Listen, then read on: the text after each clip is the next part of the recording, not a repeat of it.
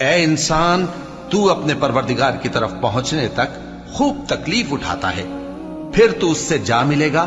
اب جس کا نامہ اعمال اس کے داہنے ہاتھ میں دیا جائے گا، اس سے حساب آسان لیا جائے گا اور وہ اپنے گھر والوں میں خوش خوش واپس آئے گا۔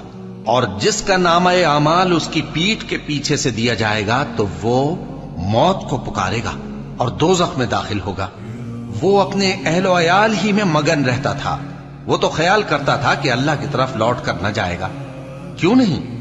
اس کا پروردگار تو اس کو دیکھ رہا تھا۔ سو میں شام کی سرخی کی قسم کھاتا ہوں اور رات کی، اور جن چیزوں کو وہ اکٹھا کر لیتی ہے ان کی، اور چاند کی جب وہ پورا ہو جائے، کہ تم لوگ درجہ بدرجہ ضرور چڑھو گے۔ تو ان لوگوں کو کیا ہوا ہے کہ ایمان نہیں لاتے؟ اور جب ان کے سامنے قرآن پڑھا جاتا ہے تو سجدہ نہیں کرتے، بلکہ کافر جھٹلائے جاتے ہیں۔